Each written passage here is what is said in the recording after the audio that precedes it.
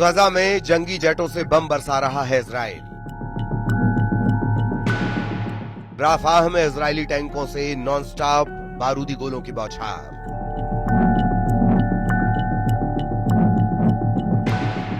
West Bank में Israel ground force की बख्तर बंद गाड़ियों से रेड।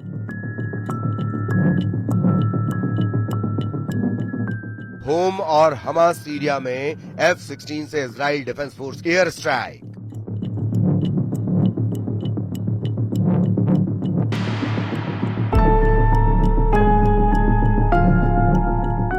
इजराइल के हमले में सिर्फ गजा में 80 शवों का ढेर लगा है। दर्जनों मकान मटियामेट हो गए हैं। खंडहरों में शवों की तलाश जारी है।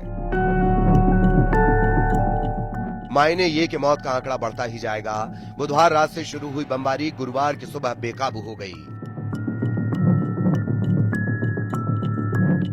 जंगी जेट और मिसाइल के अंधाधुंध धमाके से गजा का चप्पा चप्पा थर्रा रहा है। इजराइल के बम तंबुओं, शेल्टर और रिलीफ कैंप में फटने लगे हैं। हवाई हमले की धार तेज करने के साथ ही नेतन्याहू आर्मी ने हमास को नया फरमान सुनाया है। आईडीएफ प्रवक्ता ने फलस्तीनी नागरिकों को फौरन शुजाइया, अल जदीदा, अल तुर्कमान, तस्बीह और पूर्वी ज़ैतून से बाहर निकल जाने की चेतावनी दी है।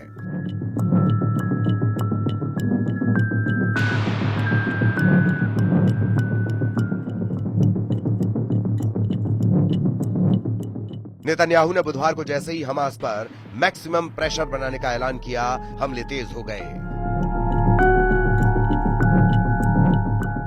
इजराइल की सेनाओं ने सबसे ज्यादा कहर खान यूनिस में बरपाया है, जहां राहत कैंपों में रह रहे लोगों पर इजराइल की बमबारी के आरोप लगे हैं।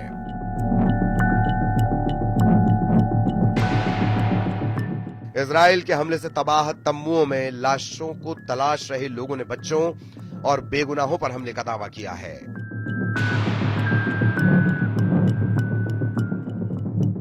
नेतन्याहू ने हमास को नए सीज फायर का ऑफर दिया था, जिसे हमास लीडरशिप ने ठुकरा दिया। उसके बाद से ही बारूदी घमासान का नया एपिसोड शुरू हुआ है।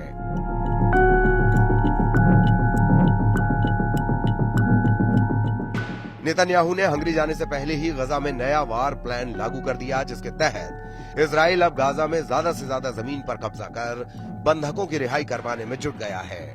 नेतन्याहू गाजा में एक नया गलियारा भी बनाने का ऐलान कर चुके हैं।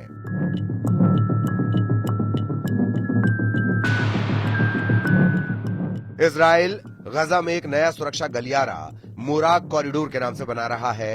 ये गलियारा राफाह और खान यूनुस के बीच एक यहूदी बस्ती के नाम पर रखा गया है।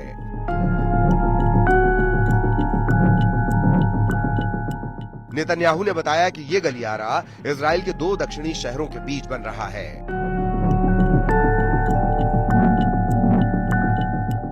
नया कॉरिडोर बनाकर इजराइल हमास के टनल और बंकरों में घुसकर ऑपरेशन शुरू करने जा रहा है।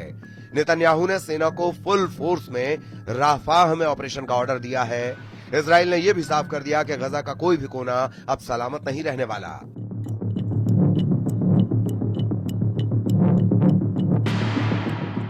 इजराइल ने चेतावनी दी है कि उसके सैनिक गजा के सभी हिस्सों में मौजूद रहेंगे।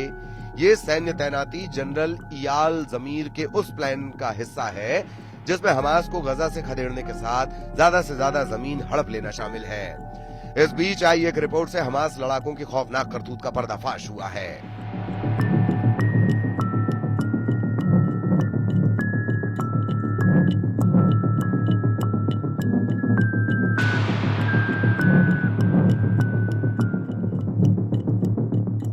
अमेरिकी संगठन ऑनेस्ट रिपोर्टिंग के रिसर्चर्स सालो आइजनबर्ग ने दावा किया है कि हमास ने मार्च 2025 के अपडेट में 3,400 पहले से लिस्टेड मौतों को हटा दिया है। मरने वालों में 1,080 बच्चे भी शामिल बताए जा रहे हैं। मतलब ये है कि हमास ने पहले जो आंकड़े दिए वो गलत थे और अब उसकी सच्चाई सामने आ रही है।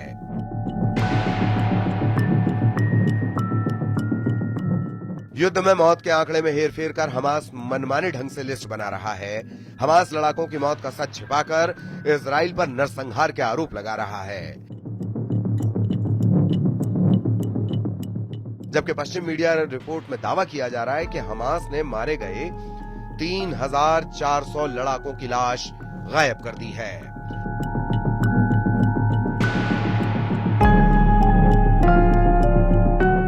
हमास ने युद्ध के दौरान मारे गए ज्यादातर लड़ाकों को फलस्तीनी नागरिक बताकर इजराइल के खिलाफ खूनी नैरेटिव गढ़ा, जिससे इजरायली सेना पर नागरिकों के हमले के संगीन आरोप लगाए जा सकें। ऑनेस्ट की रिपोर्ट में किए गए खुलासे पर अब तक हमास की तरफ से कोई सफाई भी नहीं दी गई है। उधर संयुक्त राष्ट्र ने कहा है कि हमास के दिए आंकड़े की पुष्टि नहीं की जा सकती, लेकिन इजराइल के भीषण हमले से गजा में मानवीय मदद पहुंचाने में आ रही दिक्कतों से संयुक्त राष्ट्र की टेंशन बढ़ी हुई है।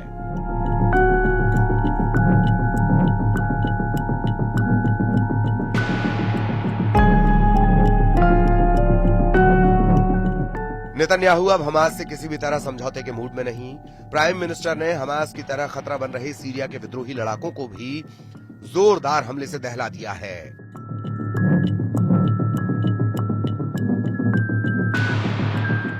सीरिया में घुसकर इजराइल के जंगी जेटों ने 3 शहरों में बेहिसाब बम बरसाए। सीरियाई अरब न्यूज एजेंसी सना ने जानकारी दी है कि इजराइल का पहला हमला राजधानी दमिश्क के बरजेह में हुआ। उसके बाद हामा में हवाई अड्डे को इजराइल के जंगी जेटों ने निशाना बनाया। होम शहर में भी रॉकेट की बौछार की गई है। इजराइल की सेना ने भी हमले की पुष्टि करते हुए ऐलान किया है कि हामा में सीरियाई सैन्य ठिकानों और होम्स के T4 सैन्य हवाई अड्डे को निशाना बनाया गया। इजराइल T4 एयरबेस पर तुर्की की बढ़त दखल से अटैक मोड में आ गया है। इजराइल रह रहकर सीरिया में अपनी ताकत का एहसास करा रहा है।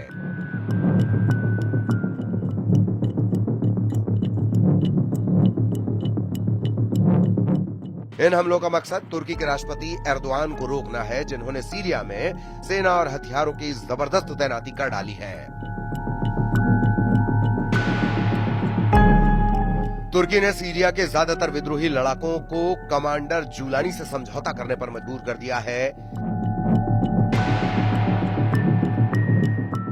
लड़ाका ग्रुप के जूलानी के साथ आने के बाद तुर्की सीरिया के सैन्य ठिकाने पर अपनी मिसाइल और डिफेंस सिस्टम से पाटने लगा है।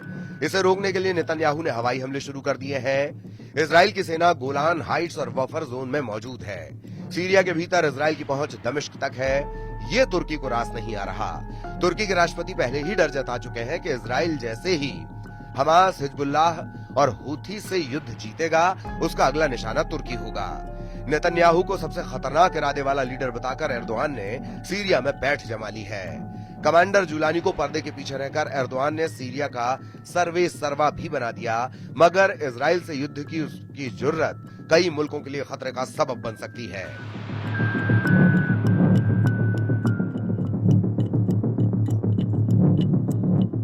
इसकी वजह सीरिया में सुपर पावर अमेरिका का इंटरेस्ट है। अमेरिका कभी नहीं चाहता कि पुतिन फिर से सीरिया में अपनी धाक जमा सकें। इसीलिए तुर्की इजराइल की टक्कर हुई तो अमेरिका युद्ध में कूदने पर मजबूर हो जाएगा। इसके बाद एटमी धमाकों का थ्रेट हकीकत बन सकता है।